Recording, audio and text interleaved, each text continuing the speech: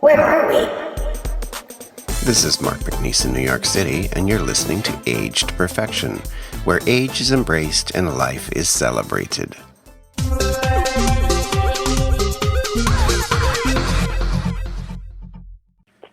Welcome to the podcast, everybody. This is Mark, and my guest tonight is author Heather Stanliaus, who is more than, well, an author is plenty to be, but she's lots more than an author.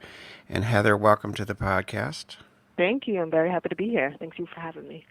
Absolutely. We were just talking a little bit beforehand that we're both in, well, you live in Jersey, but you work in New York City. Because I always ask people, what time zone are you in? And then I realized we're in the same time zone. Yes, we are. Which is nice. Now, I found out about your book actually through my friend Cindy Krieger, who I believe has done some promotional stuff for you. Is that the case, Krieger Cole Communications? Yes, I'm working with Krieger Cole Communications, both Cindy and Rainey, who've been helping me out with some of the public relations efforts and initiatives for the book. So it's been a pleasure to work with both of them, and I'm glad that they mentioned me to you. Yes, they're friends of mine, friends of ours, my partner and I. I've known Cindy for about 12 years or so when she worked at GLAAD.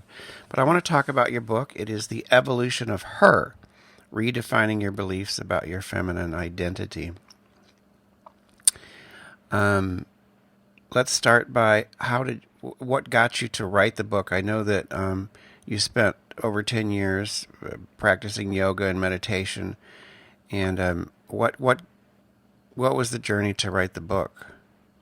Sure. So maybe I'll just share a little bit about what the book is about and then what inspired me to write the book. So Sure. The book is a personal, practical empowerment guide for women that imparts to women how we can live in alignment with our own definition of fulfillment and how we really can define our beliefs about ourselves against the backdrop of the modern age without giving up on our dreams of finding a partner and having children. Mm-hmm. So I believe from my personal perspective and my personal life and just talking with other women that there are many paths that we can follow if we move beyond the expectations of who we think we need to be.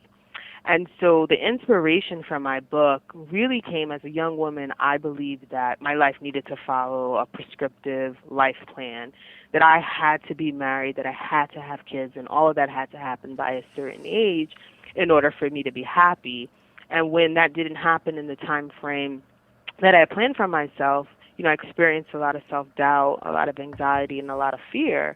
And as I talked to more and more women, I found out that those feelings that I was experiencing wasn't isolated, but it was an issue that was universal to all women. At some point, women have faced their beliefs about who they should be as a woman, which I've coined the feminine identity, whether they are single or married or a mother.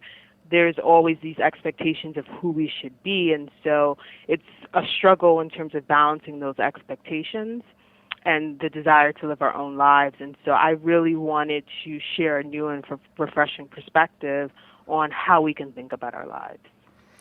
Well, when I was reading it, those are the things that struck me that I really liked. My sister, who is now in her 60s, mm-hmm. she knew or decided early in her life that she did not want children. Mm-hmm. So she had a tubal ligation. And I've known a number of couples who have decided that they wanted their lives with just themselves. But our culture is very sort of dismissive and judgmental of that. Yeah. And that's one of the things that I really liked when I was reading what you wrote, that there is a huge pressure on women to get married and to have children. And it seems like it's a tough tide to go against.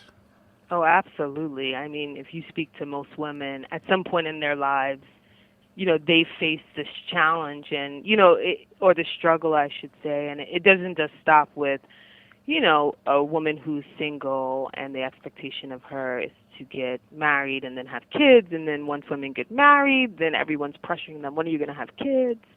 And then, once they have kids, then there's the struggle about, being an effective mother and working full time in our society, which is almost necessary at this point. And so there's always these expectations, and you bring up the great point of the expectations of having kids. I personally know many women who aren't sure if they want to have kids, but it's this expectation and pressure that you have to have kids in order to be happy. And if you don't, I feel like a lot of women feel that they're shamefully stripped of their feminine identity. And, it's really not fair, but, one of the things that I talk about in the book is that we have to own our own lives and we have to live in our own truth. And there's always going to be those expectations out there. People are always going to tell us who we need to be, what we need to have in our lives to be happy.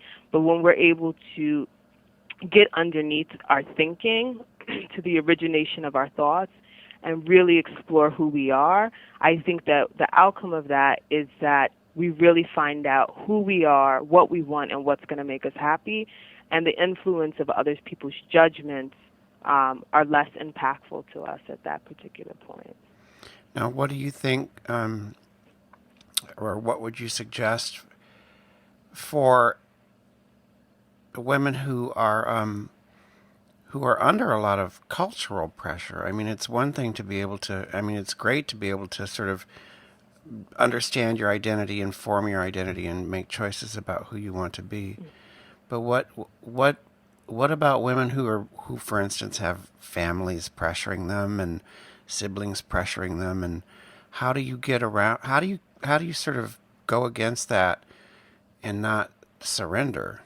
Right. So, and I know firsthand, right? A lot of the pressure that I experienced as a young woman really it came from the external pressures that, from society, from seeing other people, my friends, get married and move on with their lives, the pressure from my family, always being questioned, often to the point of harassed. When you're going to get married, when you're going to have kids. And so that pressure is real. So I wouldn't deny that. For me personally, I think how I overcame that pressure and have started to live my life on my own terms is understanding a few things. So one is, I think that the advice that I would give women is you really have to understand your beliefs about who you are. So you have to continuously ask yourself questions about, why do I want certain things? And keep on asking yourself why until you get to the real answer, because many times we want things for the wrong reasons. So for me personally, when I asked myself that question, what I found out was that I wanted to get married and I wanted to have children to be accepted, and to project to the world that I was a whole woman and that I was a worthy woman. And so I haven't diminished my desire at this point to get married and have kids, but I realized that I wanted it for very selfish reasons, and I wanted it for very superficial reasons. So once I was able to get underneath my thinking, then I was able to explore what it is I really wanted. And then one of the other things that, I found out that was key and that I talk about in the book is that I think that we all need to understand that people project their beliefs and their dreams onto us. So if my sister, for instance, is married and has kids, that's what she wants for me because that's what makes her happy, so she assumes that's going to make me happy. But it's not necessarily true. So when I'm able to isolate this group thinking and what others think and really get to what it is I want in my life, I think that I've become more immune to what other people want from me. So I think that's really key, is understanding your beliefs. And in order to do that, you have to have a practice, I believe, of introspection. And that can take many shapes and forms. I think that a lot of times people think of introspection as, meditating for hours a day. And it's not necessarily the case. I think that you can develop introspective practices such as meditation. That's always great. I try to meditate on a daily basis. But there's other things that you can do to really find out who you are, such as doing the things and engaging in the things that you love. I believe surrounding yourself with people who are different than you, who will show you different aspects of who you are. Even therapy, I think, is a good form of introspection. And so I think that when you really understand and come to peace with who you are, then others' judgments and others' pressures are less impactful. I think that's very true. And another thing that resonated with me when I was Mhm. reading your book was I could relate it to what's going on with marriage equality for gay and lesbian Absolutely. couples, because marriage has become. I mean, it's great to have marriage equality. I certainly think everyone should have the right to marry. Mhm. Mhm. But now I can see it coming where, of course, I'm married, by the way. I married Mhm. my husband in August a year and a half ago. Oh, But congratulations. thank you. But I know it's not for everybody. And I can Mhm. now see now, gay people, we get to have our parents pressuring us to get married too now. And when are you going to give me grandchildren? And there's this whole, I see it developing, this sort of assumption that marriage is what you have to do and marriage is what Mhm. you need to do. It's become, I don't want to say mainstream, but I hope I'm making sense. No, It's you're like absolutely making sense. now that we can get married, we're sort of taking those expectations on ourselves, and Mhm. I don't know that it's necessarily a good thing. I do know quite a few couples who aren't getting married and don't want to get married, Mhm. but it's especially for younger folks. I think they're probably going to experience a lot more of that, and I would say what you say in your book, which is make sure you know who you are and that you're not doing these things because that's what we're supposed to do now. We're supposed to find a mate and get married and either have children through in vitro or surrogacy or something like that. Yeah, I mean, when we look at just a society as a whole, marriage is certainly a custom that's universal in all religions, in all customs, um, in all ethnicities and cultures. And so there's this notion or the expectation that you have to follow this life plan. And I believe that it can come at different times in people's lives. It doesn't necessarily have to come at all. And we're influenced by so many other factors in our lives, and a few of the things I speak about on the book is our rituals and traditions. We're influenced by that, and the group thinking that goes into the rituals and traditions, and breaking away from that and not being accepted causes pressure to want to follow that predefined plan. In many instances, people's religious beliefs influence whether they should get married or not. Whether people want to have kids, and a long-term partner influences whether individuals want to get married. And so I think that from my perspective, and what I'd like to share in the book is that marriage isn't the enemy. Marriage can be a beautiful thing. My parents have, going this summer, will be have married 40 years. Mm-hmm. And so I understand the beauty that can exist in a marriage, but I also think that from my perspective, people understand that you don't have to have marriage to be happy, and that marriage isn't going to bring you happiness. I think that in our society we have this notion of happily ever after, and people really believe that. And I don't think that just because you're married, you're guaranteed endless amounts of happiness and joy. Even in the best relationships, we have to work and we have to put effort into those relationships. And so I believe that you can have a spiritual partner, and that doesn't need to manifest itself in marriage. But I Mm-hmm. believe that if it works for you and if it's right, that's perfectly great, and you should go ahead and get married. But I think that we have to understand that we get to choose what we want in our life. Mm-hmm. Very true. And everything is it's a sort of a hallmark reality where marriage is seen as bouquets and tears and all this joy, and it can Mhm. be. It can be. It Mhm. can also be very simple. You can just go Mhm. to City Hall and get married if you want Yeah. to. But Absolutely. but it is held up as an ideal, Mhm. and as long as folks get married for the right reasons. Um, Now I wanted to let people know your book is available It again. is.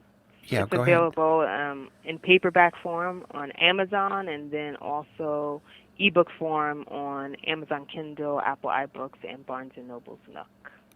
And it's The Evolution of Her, Redefining Your Beliefs About Your Feminine Identity. Now, you mentioned yoga here. Do you practice yoga every day? I try. I try. I try to get up every morning and do some yoga and meditation. Some days I'm good, some days I'm bad. But for the most part, for me, yoga is very therapeutic. Mm-hmm. And, it really helps me to have balance in my life. And so I try to, on a regular basis, do it for those reasons. And really, it's helped me become the person I am today in terms of my journey of self-discovery and figuring out who I am. And, I can look forward to doing yoga because, one of the things that I've learned is that growth and development is continuous. It's not something that stops at any point. Mm-hmm. And so I really enjoy the journey that yoga takes me on. Now, also, you do some, you do writing. You write spiritually focused writing that seeks to uplift women. So I'm curious if you have a website or how can people find you if they wanted to? Sure. Yes, I have a website. It's Heather Stanislaus, my full name, .com, and then I'm also on Twitter, and my Twitter handle is Heather L. Stanis, Stanis. So I would love to connect with people and continue the conversation, or for people to read some of my other blogs that I have out there with regards to really owning our identities. And so folks know it's your last name is spelled Stanislaus, Stanislaus. Correct. Yep, that is it. You were as delightful to talk to as your writing was to read. Thank you. I really liked it. I liked it a lot, and I think that people will identify with a lot of what you have to say, and not just women. There's so much that you have to say about taking responsibility for our identities, I guess. I would say, and determining who we are and who we want to be in the world.